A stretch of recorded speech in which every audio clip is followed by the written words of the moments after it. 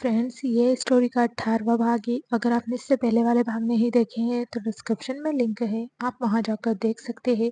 अगर आपको स्टोरी अच्छी लगे तो लाइक और शेयर जरूर करना। हर रोज स्टोरी का नया भाग देखने के लिए चैनल को सब्सक्राइब करके बेल आइकन को प्रेस कर लेना, ताकि हर आने वाली वीडियो की नोटिफिकेशन आपको मिल जाए। सबको अपनी बातों में बिजी होते देखकर अंश ने चिल्लाते हुए कहा, सब के सब चुप हो जाओ और चुपचाप जाकर बैठ जाओ। अगर किसी को यहाँ से जाना है तो वो अभी जा सकता है, और बैठना है तो बैठ सकता है। फिर उसने निशांत जी की तरफ देखते हुए कहा, डैड, मुझे आपसे सच जानना है। आपने कहा प्रिया मेरी बहन है, क्या मैं जान सकता हूँ वो मेरी बहन कैसे हुई? उसकी बात सुनकर निशांत जी ने कहा, सब बैठ जाओ। इतना कहकर वो सोफे पर जाकर बैठ गए और सबको बैठने का इशारा किया। तभी अमन ने कहा, अंकल, यह आपकी फैमिली का पर्सनल मैटर है। मुझे नहीं लगता मुझे और नील को यहाँ होना चाहिए। उसकी बात सुनकर निशांत जी ने कहा, बेटा, तुम और नील मेरी फैमिली का हिस्सा हो, इसलिए तुम दोनों चुपचाप सोफे पर बैठ जाओ। उनकी बात सुनकर नील और अमन ने हाँ में अपना सिर हिलाया और सोफे पर जाकर बैठ गए। सबको बैठे देखकर निशांत जी ने प्रिया की तरफ देखकर कहा, प्रिया, तुम्हें लगता है कि मैं तुम्हारी मॉम का दोस्त हूँ?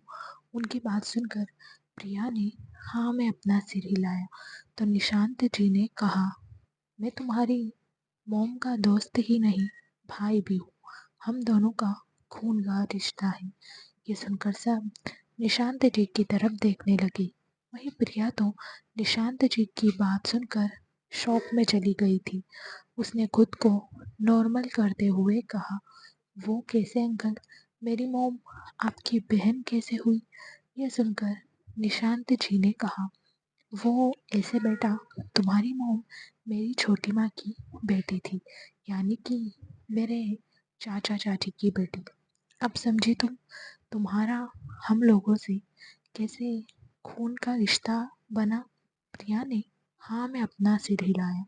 तभी निशांत जी ने कहा, मेरे डैड का होम टाउन कर्नाटक के दक्षिण में एक छोटा सा शहर मैंगलोर था।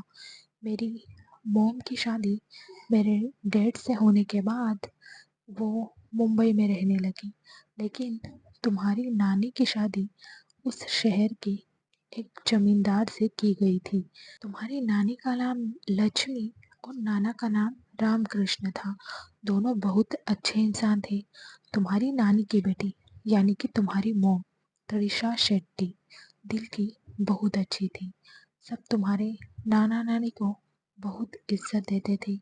उस गांव में कोई भी काम होता तो तुम्हारे नाना जी वहाँ रहते थे।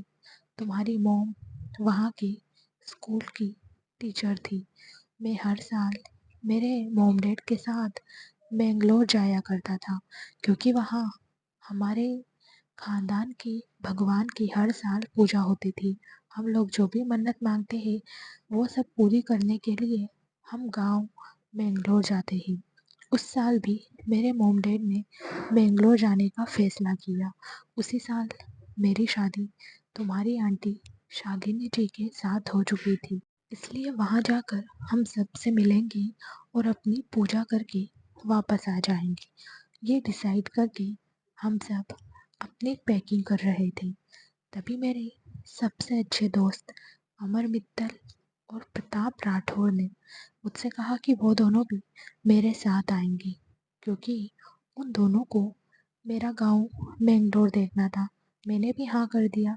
अगर आपने अभी तक चैनल को सब्सक्राइब नहीं किया है तो सब्सक्राइब कर लीजिए। स्टोरी अच्छी लगे तो लाइक और शेयर ज़रूर करना। आखिर क्या है प्रिया का सच? क्या हुआ था प्रिया की मॉम के साथ? जानने के लिए स्टोरी में आखिरी तक बने रहना, क्योंकि मैं भी उस शहर में किसी को नहीं जानता था। मैं तो मुंबई में पला बड़ा था। मैं बहुत खुश था, लेकिन मुझे क्या पता था कि मेरी ये खुशी किसी की ज़िंदगी पूरी तरह से बर्बाद करने वाली है। इतना कहकर निशांत जी चुप हो गए क्योंकि इस वक्त उनकी आंखों में नमी आ गई थी। जब शालिनी जी ने उनके कंधे पर हाथ रखा तो निशांत जी ने खुद को संभालते हुए कहा, हम सब अपनी प्राइवेट फ्लाइट से बेंगलोर चले गए। 1.5 घंटे की सफ़र के बाद हम बेंगलोर एयरपोर्ट से बाहर आए और फिर वहाँ से हमारे गांव चले गए। हमें देखकर तुम्हारे नाना नानी बहुत खुश हुए। उन्होंने मुझे और शालिनी जी को खूब सारा आशीर्वाद दिया। उस वक्त तुम्हारी मॉम तैयार होकर स्कूल जा रही थी। हमें देखकर वो बहुत खुश हुई। उसने मेरे मॉम डैड का आशीर्वाद दिया। वो मुझे निशु कहकर बुलाती थी। भले ही मैं उससे 1 साल बड़ा था। जब उसका मन होता था तब वो मुझे भाई कहती थी, नहीं तो वो हर टाइम मुझे निशु ही कहती थी। ये कहते हुए निशांत जी के फेस पर एक स्माइल आ गई थी क्योंकि वो उस वक्त अपने पास्ट में खो गए थे। तभी निशांत जी ने कहा, मैंने तृषा को अमर और प्रताप से मिलाया। मैंने उसे बताया कि वो दोनों मेरे दोस्त ही। उस वक्त प्रताप राठौर की नज़र मेरी बहन पर पड़ चुकी थी, लेकिन मैं इस बात से अनजान था। फिर मैंने तृषा को शालिनी जी से मिलवाया। वो शालिनी जी को देखकर खुश हो गई थी। उन दोनों के बीच अच्छा रिश्ता बनने लगा था। हम सब वहाँ खुशी खुशी रह रहे थे। तृषा हमें गांव दिखाने लेकर जाया करती थी। टाइम कैसे निकल गया हमें पता ही नहीं चला। हम सब बहुत एंजॉय करने लगे थे। इस बीच प्रताप हमेशा तृषा के नज़दीक जाया करता था। दूसरी तरफ मेरा दोस्त अमर भी तृषा से प्यार करने लगा था। मैं इन सब बातों से अनजान शालिनी जी के साथ रहता था। तभी एक दिन तृषा के पापा ने उसकी शादी की बात की। उन्होंने हमसे कहा कि तृषा को देखने के लिए लड़के वाले आ रहे हैं। उनकी बात सुनकर तृषा उदास होकर अपने रूम में चली गई। उसे उदास होते देखकर शालिनी जी उसके पीछे पीछे चली गई। उन्होंने उसके नाराज होने का कारण पूछा तो उसने पहले तो बताने से मना किया, लेकिन फिर शालिनी जी के फोर्स करने पर उसने बताया कि वो मेरे दोस्त अमर को पसंद करती है। तो शालिनी जी ने ये बात मुझे बताई। मैंने एक दिन हमारे गांव के तालाब के पास उन दोनों को बुलाकर उनसे ये बात पूछी कि क्या वो दोनों एक दूसरे से प्यार करते हैं।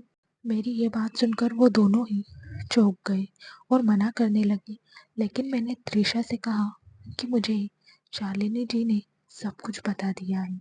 तो उसने हाँ में अपना सिर हिलाया।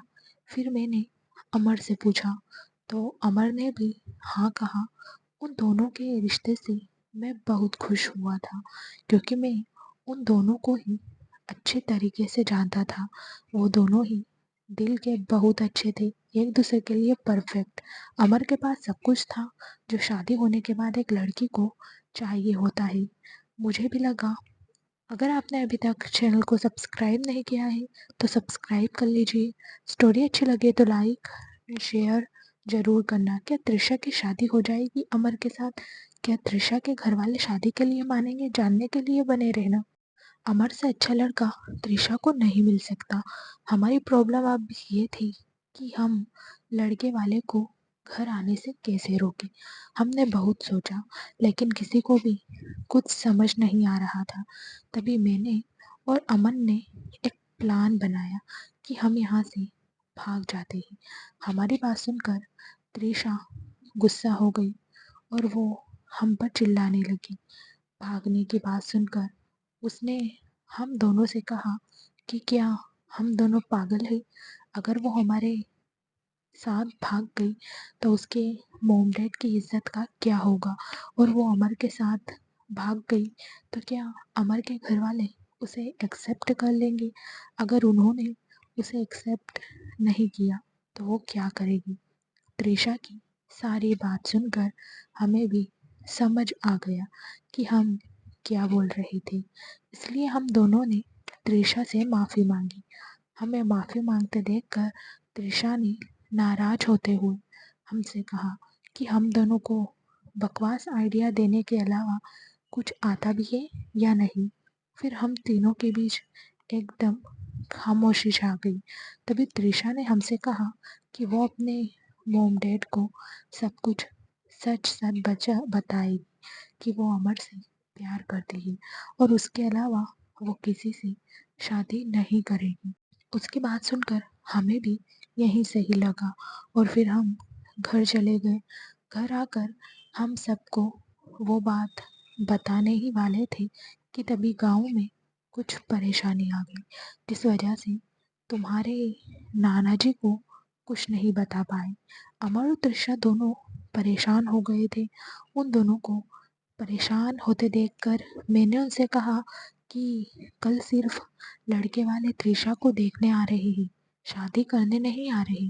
फिर मैंने त्रिशा से कहा कि तुम उस लड़के को देखकर मना कर देना, फिर हम देखेंगे आगे क्या करना है। त्रिशा मेरी बात मानकर लड़के को देखने के लिए तैयार हो गई, लेकिन हमें ये नहीं पता था कि प्रताप ने हमारी सारी बात सुन ली है। प्रताप को जब ये बात पता चली कि त्रिशा अमर को पसंद करती है, ये सुनकर वो इतना गुस्सा हुआ कि उसने एक खतरनाक प्लान बनाया जिसके बारे में हम सपने में भी नहीं सोच सकते थे। वो पहले से ही मुझसे और अमर से मन ही मन नफरत करता था। इस बात से हम दोनों अनजान थे। हमें नहीं पता था वो हमसे बदला लेने के लिए इतना नीचे गिर जाएगा, जिस वजह से त्रिशा की जिंदगी तबाह हो जाएगी। प्रताप की इस प्लानिंग ने हम सबको कहीं का नहीं छोड़ा। ये कहते हुए निशांत जी की आंखों में आंसू आ गए। उन्होंने अपने आंसू साफ किए और कहा, त्रिशा को हर दिन सुबह उठकर मंदिर जाने की आदत थी, इसलिए वो रोज की तरह उस दिन भी अकेली मंदिर गई थी। घर पर लड़के वालों के आने की तैयारी चल रही थी। सब लोग अपने अपने काम में बिजी थे। किसी को भी ये ध्यान ही नहीं रहा कि त्रिशा को मंदिर जाए काफी टाइम हो गया है और वो अभी तक घर नहीं आई है। इधर घर पर लड़के वाले आ चुके थे। जब लड़के की माँ ने लड़की को दिखाने की बात कही तो छोटी माँ को याद आया कि त्रिशा मंदिर से अभी तक वापस नहीं आई है। उन्होंने मुझे रूम में बुलाकर मुझसे कहा, अगर आपने अभी तक चैनल को सब्सक्राइब नहीं किया है तो सब्सक्राइब कर लीजिए। स्टोरी अच्छी लगे तो लाइक एंड शेयर जरूर करें। ये निशांत जी त्रिशा को ढूंढ पाएंगे, कहाँ गई थी त्रिशा, जानने के लिए हमारे साथ आखिरी तक बने रहना कि मैं मंदिर जाकर त्रिशा को बुलाकर घर लेकर आऊं। उन्होंने मुझे ये भी बताया कि कभी कभी त्रिशा मंदिर में हो रही पूजा में इतनी खो जाती है कि उसे घर की भी याद नहीं रहती। ऐसा कई बार हो चुका है। त्रिशा मंदिर जाती है तो शाम तक मंदिर में ही काम करके समय बिता लेती है। छोटी माँ की बात सुनकर मैं अमर को लेकर मंदिर चला गया। मंदिर जाकर हम दोनों ने सब जगह त्रिशा को ढूंढा, लेकिन हमें वो कहीं नहीं मिली। मैंने और अमर ने वहाँ के पंडित से लेकर वहाँ काम करने वाले सारे लोगों से त्रिशा के बारे में पूछ लिया। सबका हमें एक ही आंसर मिला कि त्रिशा तो आज मंदिर आई ही नहीं। ये सुनकर हम दोनों परेशान हो गए। हमें समझ नहीं आ रहा था कि त्रिशा कहाँ जा सकती है। एक बार के लिए मुझे लगा कि कहीं त्रिशा ने अपने साथ कुछ कर तो नहीं लिया। उस टाइम मुझे बुरे बुरे ख्याल आ रहे थे। मैंने अमर से पूछा, क्या तुम्हें पता है कि त्रिशा कहाँ गई है? क्या त्रिशा से उसकी सुबह बात हुई थी? मेरी बात सुनकर अमर ने मुझसे कहा कि उसे भी नहीं पता। सुबह से उसकी त्रिशा से कोई बात नहीं हुई है। हम दोनों परेशान होकर वापस घर आ गए और हमने छोटी माँ को बताया तो वो भी परेशान हो गई। लड़के वाले ने जब देखा कि त्रिशा अभी तक वहाँ नहीं आई है तो वो लोग छोटे पापा पर चिल्लाने लगे और त्रिशा को बिना देखे घर से चले गए। जब छोटे पापा ने छोटी माँ से पूछा तो उन्होंने सब कुछ छोटे पापा को बता दिया। सब लोग घर पर मौजूद थे। सबको पता चल चुका था कि त्रिशा घर नहीं आई है। जब ये बात मेरे मॉम डैड को पता चली तो वो भी परेशान हो गए, क्योंकि आज तक त्रिशा बिना बताए कहीं नहीं गई थी। छोटे पापा ने नौकरों से त्रिशा को पूरे गांव में ढूंढने के लिए कहा। थोड़ी देर बाद ये बात पूरे गांव को पता चल चुकी थी। गांव के सब लोग आकर छोटे पापा और छोटी माँ से पूछने लगे। कुछ लोग तो त्रिशा के बारे में तरह तरह की बातें भी कर रहे थे। फिर गांव के सारे लोग मिलकर त्रिशा को ढूंढने लगे, लेकिन त्रिशा हमें कहीं नहीं मिली। हम थक हार कर बैठे ही थे कि तभी एक आदमी ने हमसे आकर कहा कि उन्हें गांव की नदी में एक लाश मिली है, लेकिन उस लड़की का चेहरा पूरी तरह से खराब हो गया है। उस लड़की की पहचान उसके दुपट्टे, पायल और कंगन से की जा सकती है। इतना सुनते ही सबका दिल बैठ गया। हमें तो समझ ही नहीं आ रहा था कि हम क्या करें। वहीं छोटी माँ ने जब ये बात सुनी तो वो जोर जोर से रोने लगी। छोटे पापा भी ये सुनकर शोक में चले गए थे। तभी मेरे पापा ने खुद को संभालते हुए कहा, अभी हम लोगों ने वहां जाकर नहीं देखा है वो लड़की हमारी त्रिशा है या नहीं, इसलिए सब लोग रोना बंद करो और चलो नदी में मिली लाश किसकी है ये देख कर आते हैं। इतना कहकर पापा उस आदमी के साथ जाने लगे। पापा को जाते देखकर मैं भी छोटे पापा को संभाल कर उनके पीछे लेकर गया। वहीं शालिनी जी और मेरी मॉम छोटी माँ को लेकर वहाँ चली गई। वहाँ जाकर हमने देखा तो हमारे पैरों तले जमीन खिसक गई, क्योंकि जब हमने उस लड़की का दुपट्टा, पायल और हाथ के कंगन देखे तो वो सब त्रिशा के ही थे। वो सब देखकर छोटी माँ तो वहीं बेहोश हो गई। मैंने उन्हें उठाने की बहुत कोशिश की, लेकिन वो होश में नहीं आ रही थी। ये देखकर हम सब बहुत डर गए थे, कहीं कि छोटी माँ को कुछ हो तो नहीं गया। बहुत कोशिश करने के बाद फाइनली छोटी माँ को होश आ गया। छोटी माँ उस लाश को देखकर जोर जोर से रोने लगी। उन्होंने रोते हुए कहा कि ये दुपट्टा, पायल, कंगन सब त्रिशा का है। त्रिशा सुबह ये सब पहनकर ही घर से बाहर निकली थी। उनकी बात सुनकर वहाँ खड़े सारे लोग एकदम सुन्न हो गए थे। वहीं मैं और अमर तो ये मानने को तैयार ही नहीं थे कि वो त्रिशा की लाश है। मुझे तो आज भी याद है उसका वो हंसता हुआ चेहरा। इतना कहकर निशांत जी चुप हो गए, क्योंकि उनकी आंखों में आंसू आ गए थे। तभी अंश ने अपने पॉकेट से रुमाल निकालकर निशांत जी की तरफ बढ़ा दिया, तो निशांत जी ने वो रुमाल लेकर अपनी आंखों से आंसू साफ किए।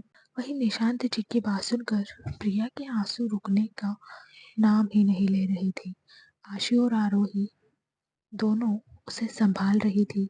तभी प्रिया ने निशांत जी से पूछा, आगे क्या हुआ था अंकल?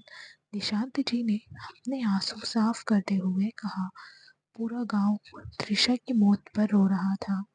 हम उस बॉडी को लेकर घर गए और हमने उसका अंतिम संस्कार किया। वहीं अमर त्रिशा की मौत से पूरी तरह टूट गया था। त्रिशा की मौत के बाद मुझे याद आया कि प्रताप हमें कहीं भी दिखाई नहीं दे रहा है। अगर आपने अभी तक चैनल को सब्सक्राइब नहीं किया है तो सब्सक्राइब कर लीजिए। स्टोरी अच्छी लगे तो लाइक एंड शेयर जरूर करना। क्या हुआ था त्रिशा के साथ?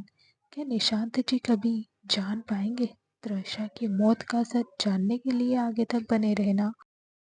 ये देखकर मैंने अमर से पूछा कि प्रताप कहाँ है? तो अमर ने मुझे बताया कि प्रताप आज सुबह की फ्लाइट से मुंबई गया है। उसे ऑफिस से कॉल आया था। अमर की बात सुनकर मैंने ज़्यादा ध्यान नहीं दिया। कुछ दिन बाद हमें भी मुंबई जाना था। मेरे मॉम डैड ने छोटी माँ और छोटे पापा को मुंबई आने के लिए कहा, लेकिन उन्होंने मना कर दिया। हमने उन्हें फोर्स नहीं किया। हम लोग चुपचाप मुंबई वापस आ गई। मुंबई वापस आकर हम अपने काम में लग गए। तभी अमर के घर वालों ने उसकी शादी बिना उसकी मर्जी के संजना के साथ कर दी। ऐसे ही दिन बीत रहे थे। सबने ये मान लिया था कि त्रिशा इस दुनिया में नहीं है। अमर ने भी धीरे धीरे त्रिशा को भुलाया और वो संजना के साथ रहने लगा। 12 साल बाद मैं एक मीटिंग अटेंड करने मसूरी गया था। रात के 11 बजे मैं मीटिंग अटेंड करके होटल जा रहा था। बाहर तेज बारिश हो रही थी। बारिश की वजह से गाड़ी चलाने में मेरे ड्राइवर को परेशानी हो रही थी। तभी ड्राइवर ने एक झटके में गाड़ी रोकी, जिससे मैं सामने की तरफ झुक गया। मैंने ड्राइवर से गाड़ी रोकने की वजह पूछी तो उसने मुझे बताया कि एक औरत का हमारी गाड़ी से एक्सीडेंट हो गया है। उसकी बात सुनकर मैं जल्दी से गाड़ी से बाहर आया और मैंने सामने देखा तो मेरी आंखें फटी की फटी रह गई, क्योंकि सामने मेरी बहन त्रिशा थी, वो भी पूरी तरह खून से लथपथ। त्रिशा को इतने सालों बाद अपने सामने देखकर मैं तो हैरान हो गया था। मुझे मेरी आंखों पर भरोसा नहीं हो रहा था कि जिस लड़की को हम सब मरा हुआ समझ रहे थे, वो लड़की जिंदा है और मेरी आंखों के सामने ही। मैंने त्रिशा को जल्दी से उठाया और अपनी गाड़ी में बैठाकर हॉस्पिटल लेकर चला गया। मैंने उसे बचाने की पूरी कोशिश की थी, लेकिन डॉक्टर उसे नहीं बचा पाए।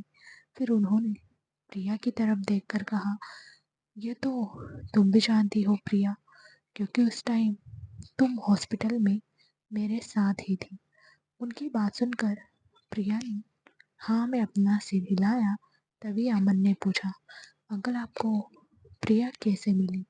जब आंटी आपसे टकराई थी तब वो तो अकेली थी। उनकी बात सुनकर निशांत जी ने कहा, त्रिशा ने मुझे पहले ही सब कुछ बता दिया था, जिस वजह से मैं प्रिया को टाइम रहते बचा पाया, वरना मैं अपनी बहन की तरह प्रिया को भी खो देता।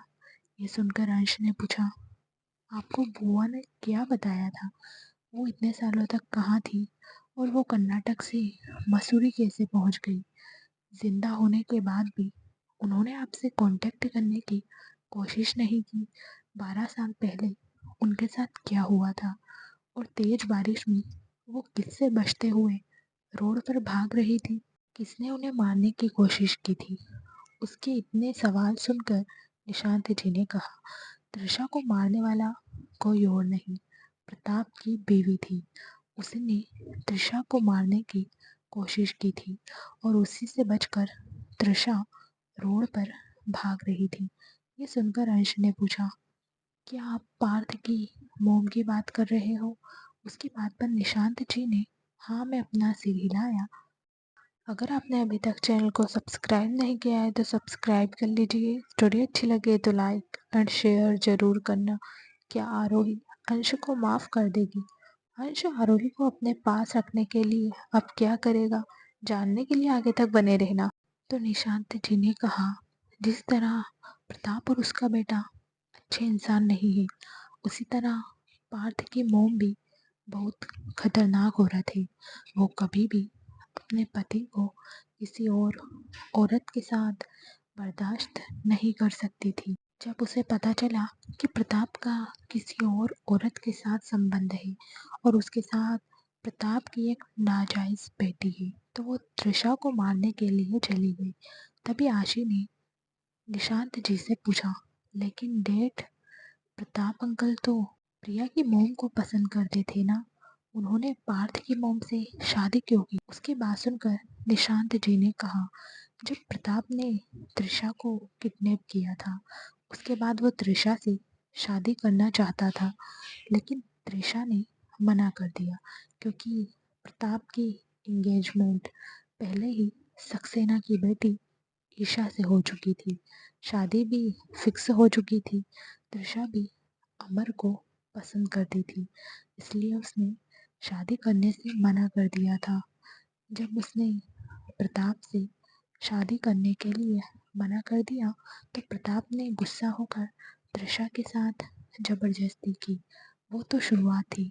उसके बाद जब भी प्रताप का मन करता था वो त्रिशा के साथ जबरदस्ती करता था।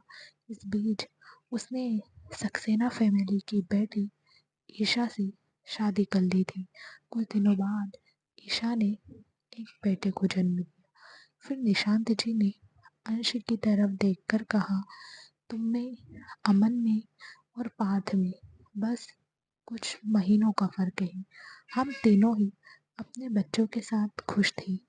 मुझे तो प्रताप के बारे में तब तक पता नहीं चला था जब तक त्रिशा मुझे नहीं मिली थी। पार्थ के जन्म के बाद त्रिशा ने एक बेटी को जन्म दिया जिसका नाम प्रिया रख दिया।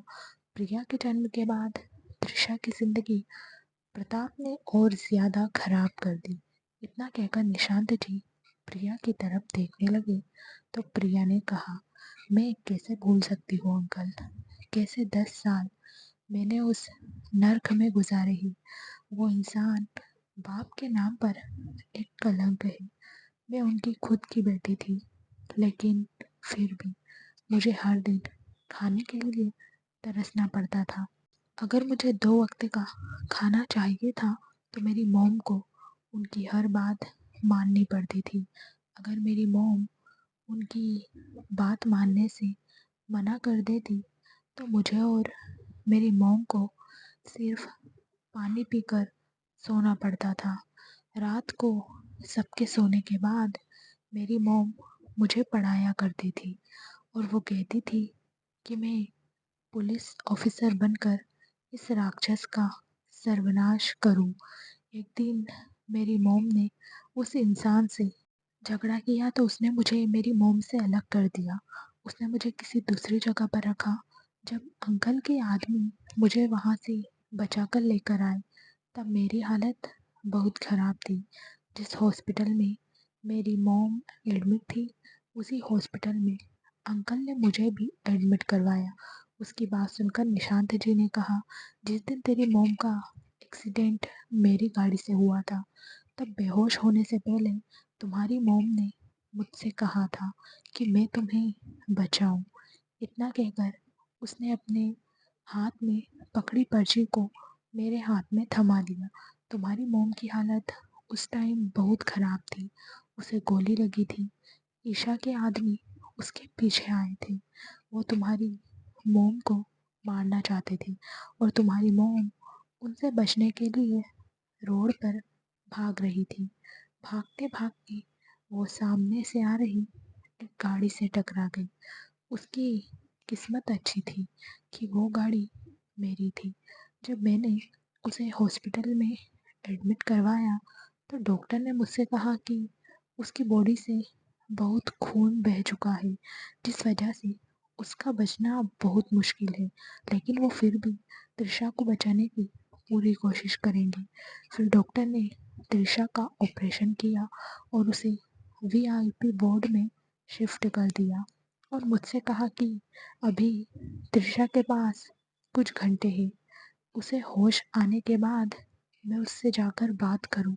डॉक्टर की बात सुनकर मैं तो सदमे में ही चला गया था, लेकिन मैंने खुद को संभाला। उस वक्त मैं अपने आप को बहुत बेबस समझ रहा था। इतना पैसा, पावर होने के बावजूद भी मैं अपनी बहन को नहीं बचा पाया। अगर आपने अभी तक चैनल को सब्सक्राइब नहीं किया है तो सब्सक्राइब कर लीजिए। स्टोरी अच्छी लगे तो लाइक और शेयर ज़रूर करें। क्या निशांत जी अपनी बहन की मौत का बदला प्रताप राठौर से कभी ले पाएंगे? जानने के लिए बने रहना। यही सोचकर मैं वहीं साइड में रखी चेयर पर बैठ गया। कुछ देर बाद त्रिशा को होश आया तो मैं उससे जाकर मिला। मुझे देखकर उसने मुझसे पहला सवाल यही किया था कि मैंने प्रिया को वहाँ से निकाला है या नहीं। उसका सवाल सुनकर मैंने उसे बताया कि उसे टेंशन लेने की ज़रूरत नहीं है, प्रिया बिल्कुल सही सलामत है। मेरी बात सुनकर त्रिशा खुश हो गई और वो मुझे थैंक्स कहने लगी। तभी मैंने उससे पूछा कि तुम कैसी हो? तो तृषा ने हंसते हुए कहा, मैं मरने वाले से पूछ रहा हूँ कि वो कैसा है। उसकी बात सुनकर मैंने उसे डांटा और फिर मैंने उससे कहा, इन सब घर वाले आज तक यही मानते थे कि तुम नदी में डूबकर मर गई हो। ये सुनकर तृषा ने मुझे बताया कि ये सब प्रताप राठौर का किया धरा है। उसने इतने सालों तक तृषा को बंदी बनाकर रखा था और उसने सबको ये दिखाया कि तृषा पानी में डूबकर मर गई है ताकि हम सब उसे ना ढूंढें। फिर उसने मुझे उस दिन के बारे में बताया जिस दिन वो तैयार होकर मंदिर गई थी। जब वो तालाब के पास से गुजर रही थी तभी एक गाड़ी आकर उसके सामने रुकी और उस गाड़ी से दो आदमी बाहर आए। उन्होंने तृषा को बेहोश किया और गाड़ी में डालकर वहाँ से चले गए। उसके बाद प्रताप ने तृषा के साथ जो कुछ किया था वो सब मुझे एक एक करके बताने लगी। तृषा की बात सुनकर मुझे इतना गुस्सा आया, मैं प्रताप को जान से मार देना चाहता था, लेकिन उससे पहले ही वो इंडिया छोड़कर चला गया क्योंकि उसे मालूम पड़ गया था कि मैं उसे मारने के लिए उसे ढूंढ रहा हूँ। जाने से पहले तृषा ने मुझसे वादा लिया कि मैं प्रिया को कभी उसके और मेरे रिश्ते के बारे में ना बताऊं। मैंने भी तृषा से वादा किया था कि जब तक प्रिया अपने पैरों पर खड़ी नहीं हो जाती तब तक मैं उसे कुछ नहीं बताऊंगा और उसके बाद मैं प्रिया को सारा सच बता दूंगा। फिर तृषा ने मुझसे कहा कि वो प्रिया से मिलना चाहती है, तो मैंने अपने बॉडीगार्ड से कहकर प्रिया को तृषा के वार्ड में बुलवाया। तृषा ने जब प्रिया को अपने सामने देखा तो उसने प्रिया को अपने पास बुलाया और प्रिया को मुझसे मिलवाते हुए कहा कि मैं उसका सबसे अच्छा दोस्त हूँ और अब प्रिया को मेरे साथ रहना होगा और मैं जो कहूँगा मेरी बात उसे माननी होगी और फिर उसे पढ़ लिख कर पुलिस ऑफिसर बनना होगा। इतना कहकर तृषा ने एक आखिरी सांस ली। इतना कहकर निशांत जी भी चुप हो गए और सोफे से उठकर प्रिया के पास जाकर खड़े हो गए।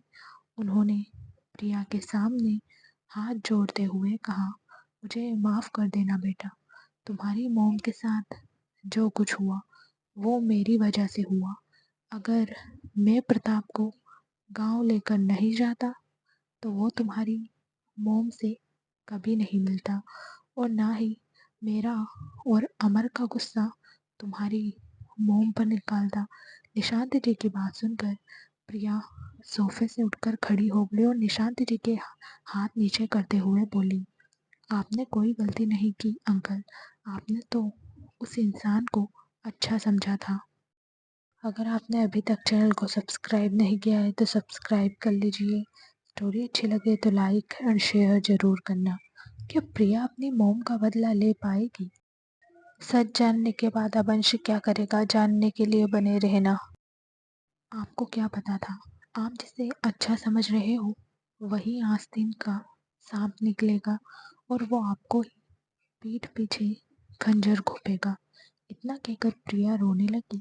उसे रोते देखकर निशांत जी ने उसे अपने गले लगाया और उसे चुप करवाते हुए बोले, तुम रो मत, तुम्हारी मॉम तुम्हें बहुत स्ट्रॉन्ग बनाना चाहती थी, इसलिए उसने मुझसे तुम्हारा खून का रिश्ता होने के बावजूद भी ये रिश्ता छुपाने को कहा ताकि मेरा सहारा पाकर तुम कमज़ोर ना पड़ो। उनकी बात सुनकर प्रिया ने हाँ में अपनी गर्दन हिलाई। वहीं प्रिया की मॉम का सारा सच सुनकर सब लोग दुखी हो गए थे। तभी निशांत जी को अंश की आवाज़ आई। अंश ने कहा, उसके बाद क्या हुआ था डैड? पार्थ को कैसे पता चला कि प्रिया उसकी बहन है? निशांत जी ने कहा, त्रिशा की मौत के बाद मैं प्रिया को लेकर घर आ गया था। घर आकर मैंने शालिनी जी को सब कुछ बताया। मैंने उन्हें ये भी बताया कि प्रिया त्रिशा की बेटी है।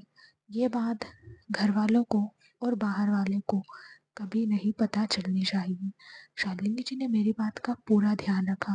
मुझे प्रिया को मुंबई में रखना सेफ नहीं लगा, इसलिए मैंने उसे मनाली में मेरे दोस्त के बोर्डिंग स्कूल में डाल दिया।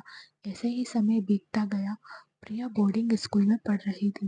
मैं कभी कभी आशी को लेकर वहाँ जाया करता था, इसलिए आशी और प्रिया का रिश्ता अच्छा बन गया था। दोनों अच्छी दोस्त बन गई। जब प्रिया 20 साल की हुई तो वो दिखने में बिल्कुल तृषा की तरह ही लग रही थी। अगर अभी तृषा की पहचान वाला कोई प्रिया को देख ले तो वो यही कहेगा कि ये तृषा ही है। एक दिन ईशा राठौर अपने बेटे पार्थ के साथ मनाली गई। वहाँ उसने प्रिया को देख लिया था। उसने पार्थ से कहकर प्रिया को मरवाने की कोशिश की, लेकिन प्रिया को कुछ नहीं हुआ। उस दौरान प्रिया को पुलिस ट्रेनिंग के लिए दिल्ली जाना पड़ा। ट्रेनिंग लेने के बाद प्रिया एसीपी बन गई। ये बात पार्थ जान चुका था। निशांत जी की बात सुनकर प्रिया ने कहा, वो और उसकी मुझे मार नहीं सके, इसलिए पार्थ अब मुझे बहन बताकर इमोशनली ब्लैकमेल करना चाहता है। मैं उसके झांसे में नहीं आने वाली। वो मुझे जानता नहीं है कि मैं क्या चीज़ हूँ। बहुत जल्द मैं अपनी मॉम के हर आंसू का बदला उस पूरे राठौर खानदान से लूंगी। उसकी बात सुनकर अंश ने प्रिया के सामने आकर कहा, तुम अकेली नहीं हो, मैं भी तुम्हारे साथ हूँ। जब भी तुम्हें अपने भाई की ज़रूरत पड़े तो मुझे याद कर लेना। तुम्हें अब जो भी करना है सोच समझ कर करना। अपनी जान के साथ कभी मत खेलना। पार्थ बहुत खतरनाक इंसान है। उसकी बात सुनकर प्रिया ने हाँ में अपना सिर हिलाया। वहीं उसकी बात सुनकर निशांत जी ने अंश की तरफ देखते हुए कहा, मुझे तो डर लग रहा था कि जब तुम्हें ये बात पता चलेगी कि प्रिया पार्थ की बहन है तो तुम कहीं उससे नफरत करने ना लग जाओ। तुम उसे अपनी बहन मानने से इनकार ना कर दो।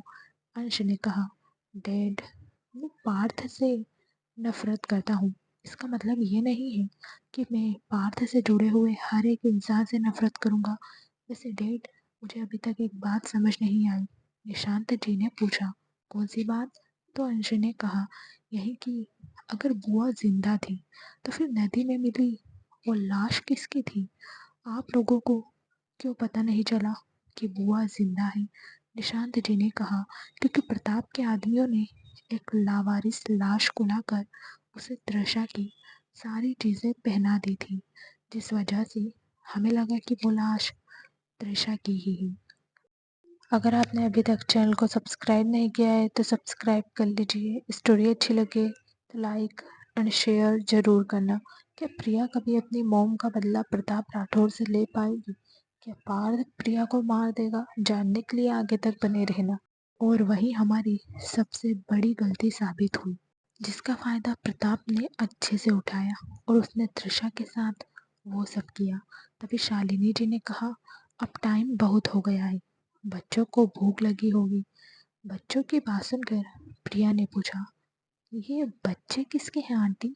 ये सुनकर शालिनी जी ने रूही की तरफ इशारा करते हुए कहा, जो अंश की गोद में है वो आरोही और अंश की बेटी रूही है, और जो आशी की गोद में है वो आशी और आकाश का बेटा शौर्य है। उनकी बात सुनकर प्रिया ने अंश की गोद से रूही को लेने की कोशिश की तो रूही ने ना में अपनी गर्दन हिलाई और अंश को पकड़ लिया, जिसे देखकर आशी ने प्रिया की तरफ देखते हुए कहा, इस छोटी शैतान को अपने हाथ में लेने की कोशिश मत करो। जब भी ये अपने पापा के पास रहती है तब ये किसी के पास जाने के लिए तैयार नहीं होती है, इसलिए कोशिश करना बेकार है। उसकी बात सुनकर प्रिया हंसने लगी और फिर उसने रूही के गाल पर किस किया और निशांत जी और सबकी तरफ देखकर बोली, अब मैं चलती हूँ, मुझे देर हो रही है, मुझे कुछ काम है। उसकी बात सुनकर शालिनी जी ने कहा, खाना खाकर जाना बेटा। तो प्रिया ने मना करते हुए कहा, नहीं आंटी, अब तो मैं और आशी एक ही शहर में हैं, आना जाना लगा रहेगा।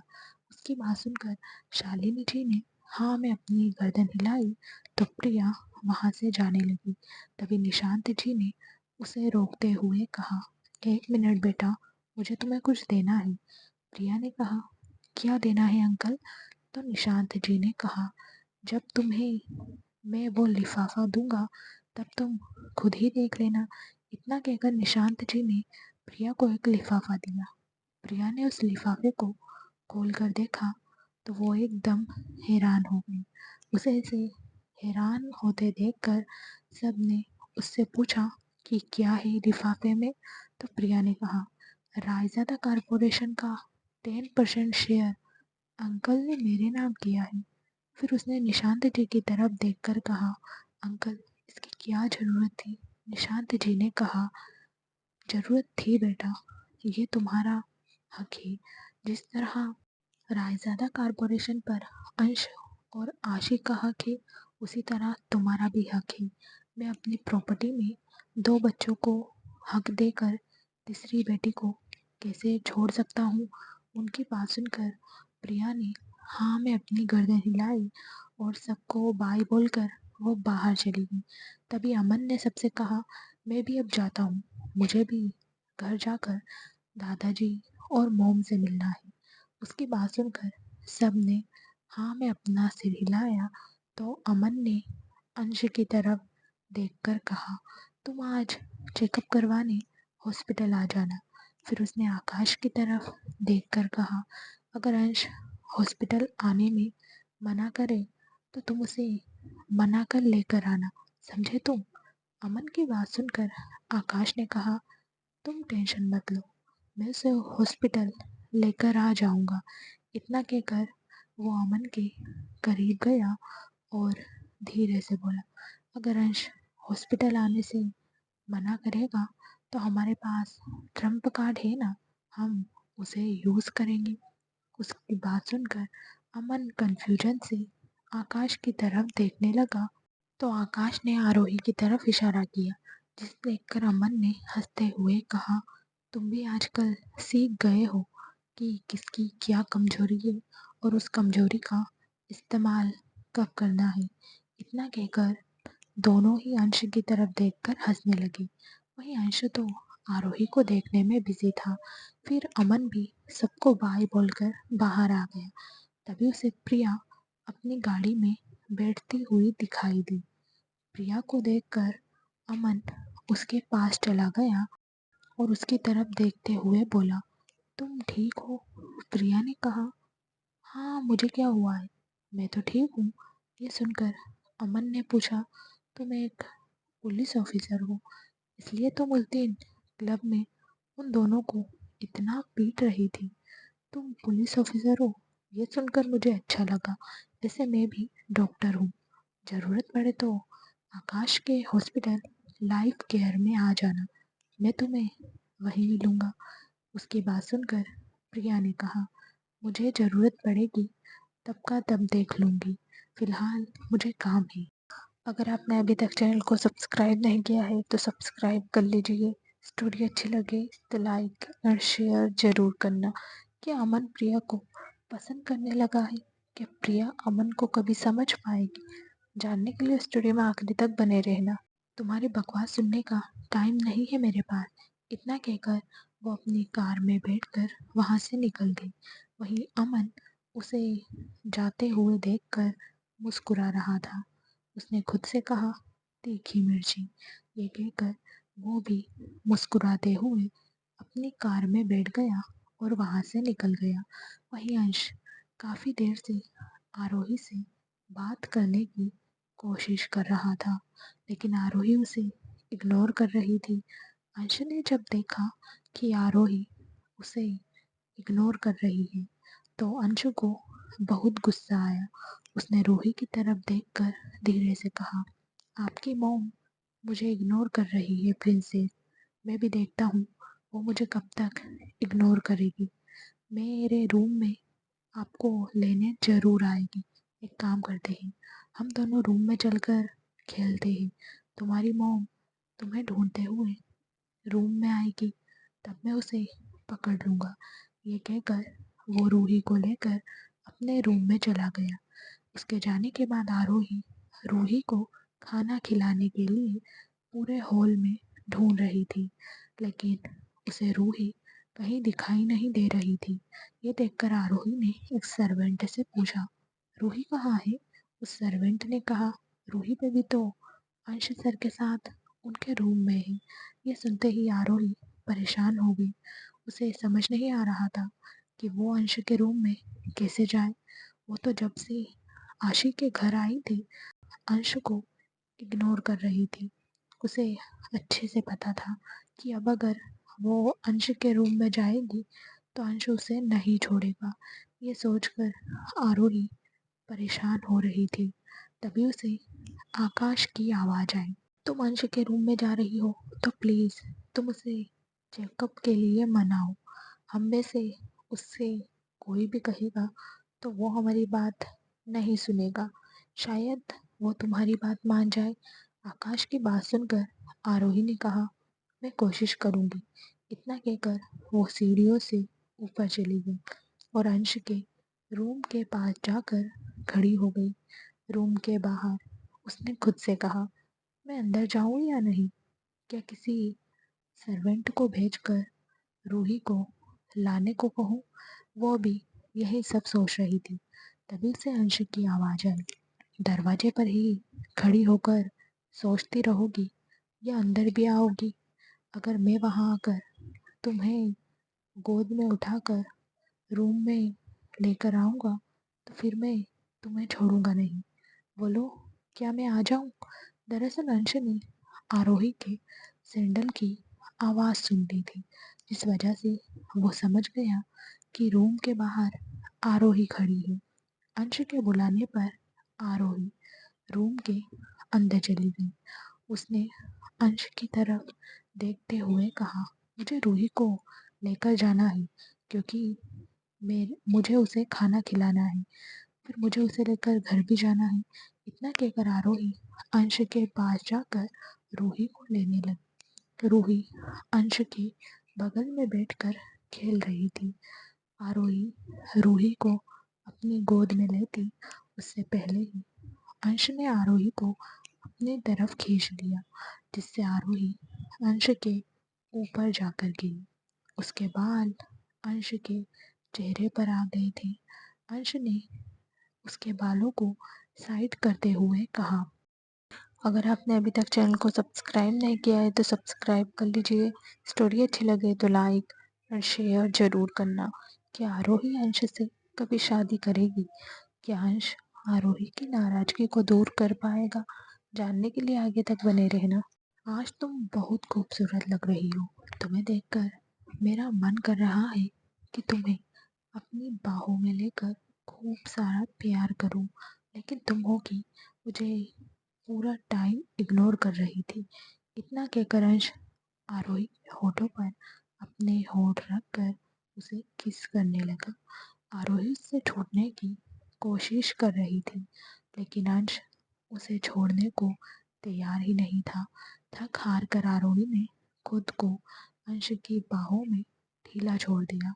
वहीं जब अंश को यह महसूस हुआ कि आरोही इसका रिस्पॉन्स नहीं कर रही है तो उसने आरोही को छोड़ दिया। आरोही ने गुस्से में कहा, ये आप क्या कर रहे थे? मैंने आपसे पहले ही कहा है मुझसे और मेरी बेटी से दूर रहो। इतना कहकर उसने रूही को अपनी गोद में उठाया और अंश के रूम से बाहर जाने लगी। तभी उसने रुककर अंश की तरफ देखकर कहा, आपके दोस्त ने आपको चेकअप के लिए बुलाया है, इसलिए जाकर अपना चेकअप करवा लीजिए। अपने लिए ना सही, अपने मॉम डैड के लिए एक बार ज़रूर चले जाना। इतना कहकर वो रूम से बाहर निकल गई। वहीं आरोही की बात सुनकर अंश ने मुस्कुराते हुए कहा, तुम कहती हो कि मैं तुमसे दूर रहूं, लेकिन तुम्हें मेरी फिक्र है। इससे मालूम पड़ता है कि भले ही तुम मुझसे नाराज हो, लेकिन तुम्हें मेरी परवाह है। वहीं आरोही रूही को लेकर नीचे आई और डाइनिंग टेबल पर बैठकर उसे खाना खिलाने लगी। तभी वहाँ आकाश ने आकर आरोही से पूछा, क्या तुमने अंशु को चेकअप के लिए कहा? आरोही ने हाँ में अपना सिर हिलाया तो आकाश ने अपने मन में कहा, मैं जानता था अंश किसी की बात सुने या ना सुने, लेकिन आरोही की बात वो जरूर सुनेगा, इसलिए मैंने आरोही से ये बात कही थी। आकाश अभी यही सब सोच रहा था, तभी उसे आरोही की आवाज़ आई। आरोही रूही को खाना खाने के लिए कह रही थी, लेकिन रूही खाना खाने से मना कर रही थी। ये देखकर आरोही उसे डांटने लगी, क्योंकि जब भी आरोही रूही को डांटती थी वो चुपचाप खाना खा लेती थी। लेकिन आरोही आज जितना रूही को खाना खिलाने की कोशिश कर रही थी, रूही खाना खाने से मना कर रही थी। आज वो ना ही खाना खा रही थी और ना ही ज़्यादा किसी से बात कर रही थी। कुछ देर पहले तो वो बिल्कुल ठीक थी, लेकिन अभी अचानक उसे क्या हुआ यह आरोही को समझ नहीं आ रहा था। आरोही को ऐसे परेशान होते देखकर आकाश ने कहा, तुम टेंशन मत लो, रूही को कुछ नहीं हुआ है। कभी कभी बच्चे ऐसे परेशान करते ही, अगर तुम्हें लगे कि रूही को कुछ हो रहा है तो तुम मुझे कॉल कर देना, मैं आ जाऊंगा। इतना कहकर आकाश डाइनिंग टेबल से उठ गया। वहीं दूसरी तरफ अमन की कार एयरपोर्ट के बाहर आकर रुकी। वो कार से बाहर आया और एयरपोर्ट के अंदर चला गया और सारी फॉर्मेलिटी कंप्लीट करके फ्लाइट में जाकर बैठ गया। 1 घंटे बाद उसकी फ़्लाइट मुंबई एयरपोर्ट पर लैंड हुई। वो फ्लाइट से बाहर आया और वीआईपी एरिया से निकलकर एयरपोर्ट से बाहर आकर अपनी कार में बैठकर मित्तल हाउस के लिए निकल गया। कुछ देर बाद उसकी कार मित्तल हाउस के बाहर आकर रुकी। वो गेट खुलने का इंतज़ार कर रहा था और पूरे मित्तल हाउस को देख रहा था, क्योंकि वो पूरे 5 साल बाद मित्तल हाउस वापस आया था। वो अभी मित्तल हाउस को देख ही रहा था, तभी उसके पास एक सिक्योरिटी गार्ड आया और उसने पूछा, आपको किससे मिलना है? ये सुनकर अमन ने उस सिक्योरिटी गार्ड से पूछा, तुम्हें यहाँ काम करते हुए कितना टाइम हुआ है? उस गार्ड ने कहा, 2 साल हो गए हैं। तो अमन ने कहा, इसलिए तुम मुझे नहीं पहचान रहे हो? ये सुनकर उस सिक्योरिटी गार्ड ने कंफ्यूज होते हुए पूछा, क्या मतलब है आपका सर? अमन ने कहा, जाकर गेट खोलो, मैं इस घर का बेटा अमन मित्तल हूँ। अमन नाम सुनकर उस सिक्योरिटी गार्ड ने कहा, सो सॉरी सर, मैं यहाँ नया हूँ, आज से पहले मैंने आपको यहाँ नहीं देखा था, जिस वजह से मुझे गलतफहमी हो गई। I am so sorry sir. Aman ने कहा, कोई बात नहीं, अगर आपने अभी तक चैनल को सब्सक्राइब नहीं किया है तो सब्सक्राइब कर लीजिए। स्टोरी अच्छी लगे तो लाइक एंड शेयर ज़रूर करना। अमन को देखकर उसके घर वालों का क्या रिएक्शन होगा? क्या अब अमन अपने घर रहेगा? जानने के लिए आगे तक स्टोरी में बने रहना। तुमने जो किया वो तुम्हारी ड्यूटी थी, अब जाकर गेट ओपन करो। उस गार्ड ने जी सर कहा और गेट ओपन करने चला गया। उसने गेट ओपन किया तो अमन गेट से अपनी कार अंदर लेकर चला गया। उसने कार पार्किंग में लगाई और घर के अंदर जाने लगा। अपने घर आकर उसकी पुरानी यादें ताज़ा हो गई थी। उसे याद आ रहा था कि वो इसी घर में अपने भाई के पीछे पीछे भागता था और भागते हुए कहता था, भाई मेरी बुक्स वापस दीजिए मुझे। लेकिन अमन का भाई उसे उसकी बुक्स देने के लिए तैयार ही नहीं रहता था। वो दोनों इसी तरह पूरे घर को सिर पर उठा लेते थे। वहीं जब अमन कनक को परेशान करता था तो उसका भाई कनक की साइड होकर अमन को डांटता था, क्योंकि कनक उसकी लाडली बहन थी। ये सब याद आते ही अमन के फेस पर स्माइल आ गई। वो यही सब सोचते हुए घर के अंदर हॉल में जाकर खड़ा हो गया।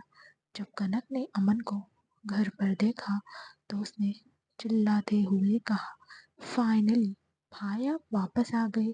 मैं कब से आपका वेट कर रही थी।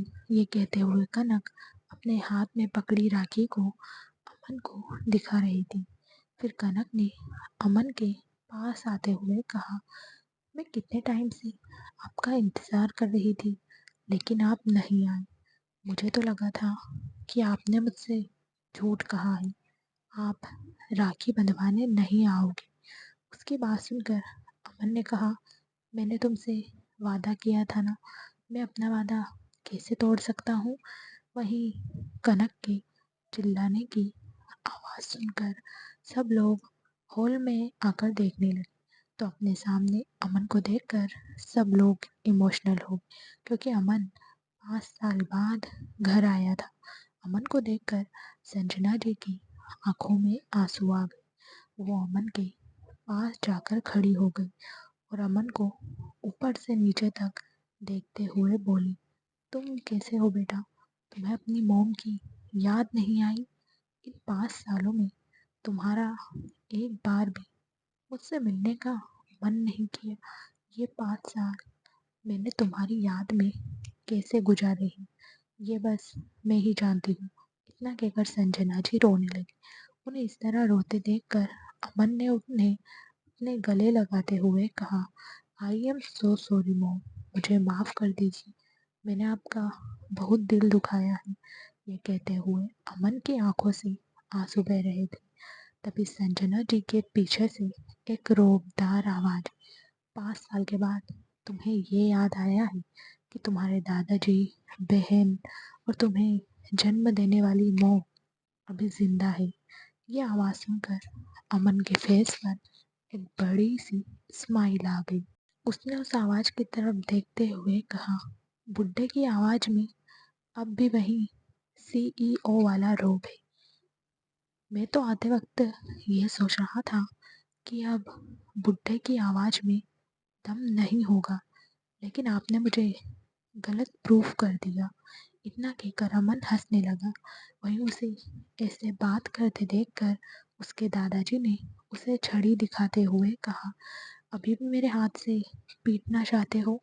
तभी अमन ने अपने दादाजी के पास जाकर उनके पैर छुए और उनका आशीर्वाद लिया।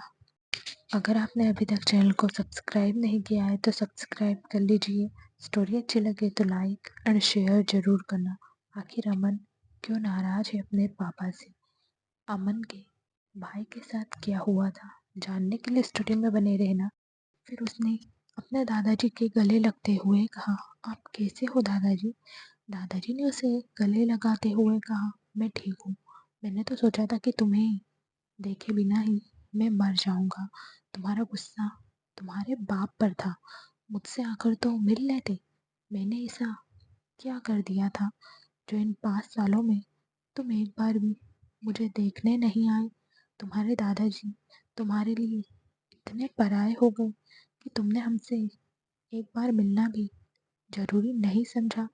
अपने दादाजी की बात सुनकर अमन ने उनसे दूर होते हुए कहा, ऐसी कोई बात नहीं है दादू, मैं बस कुछ टाइम अकेले रहना चाहता था ताकि मैं भाई की याद से अपने आप को बाहर ला सकूं।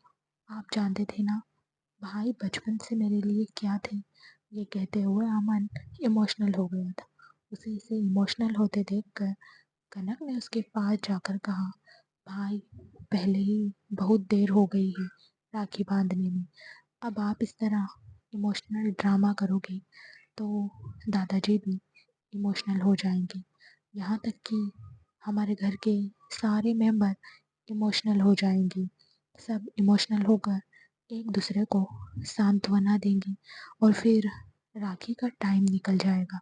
मैं कब तक अपने हाथ में राखी लेकर खड़ी रहूँगी? अब मुझसे और वेट नहीं हो रहा, मुझे मेरा गिफ्ट तो चाहिए ना। उसकी बात सुनकर दादाजी जोर जोर से हंसने लगे। वहीं अमन ने कनक के सिर पर मारते हुए कहा, अब तो तुम बड़ी हो जाओ, हमेशा बच्चों की तरह बस गिफ्ट के पीछे पड़ी रहती हो। कनक ने कहा, मुझे कुछ नहीं पता, आप जल्दी से सोफे पर बैठ जाइए। इतना कहकर कनक अमन का हाथ पकड़कर उसे सोफे के पास लेकर गई और उसे सोफे पर बैठाते हुए बोली, अब आपको जिससे भी मिलना है बाद में मिल लेना, मुझे पहले राखी बांधने दीजिए। ये कहकर उसने एक सर्वेंट से आरती की थाली मंगवाई।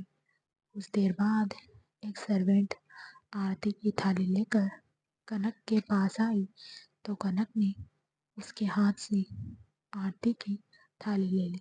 उसने अमन की आरती की और उसके हाथ में राखी बांध दी। फिर उसने अमन से अपना गिफ्ट मांगा, जिसे सुनकर अमन ने कहा, इसके लिए तुम राखी बांधने में इतनी जल्दबाजी कर रही थी। उसकी बात सुनकर कनक ने हाँ में अपना सिर हिलाया तो हॉल में खड़े सब लोग हंसने लगे। तभी अमन ने अपने पॉकेट से एक बॉक्स निकाला और कनक के हाथ में दे दिया। बॉक्स को देखकर कनक बहुत खुश हुई। उसने खुश होते हुए कहा, भाई ये गिफ्ट मेरे लिए बहुत कीमती है, आपको पता है क्यों? उसकी बात सुनकर अमन ने ना में अपनी गर्दन हिलाई तो कनक ने कहा, 5 साल बाद मुझे मेरे भाई से गिफ्ट मिला है। ना कहकर कनक रोने लगी तो अमन ने उसे अपने गले से लगाते हुए कहा, सॉरी बच्चा, मैं अपने गम में इतना बिजी हो गया था कि मैंने ध्यान ही नहीं दिया। तुम भी उतनी ही दुखी होगी जितना कि मैं। मुझे माफ़ कर दो, आगे से ऐसा कुछ नहीं होगा। ये कहते हुए अमन कनक को चुप करवाने की कोशिश कर रहा था। उसकी बात सुनकर कनक ने हाँ में अपना सिर हिलाया और अपने आंसू साफ किए। क्या होगा आगे इन सब की लाइफ में, जानने के लिए बने रहना। फ्रेंड्स, आपको स्टोरी कैसी लगी कमेंट करके ज़रूर बताना। अगर अच्छी लगी हो तो लाइक एंड शेयर ज़रूर करना। हर रोज़ स्टोरी का नया भाग देखने के लिए चैनल को सब्सक्राइब करके बेल आइकन को प्रेस कर लेना ताकि हर आने वाली वीडियो की नोटिफिकेशन आपको मिल जाए। Thank you so much friends.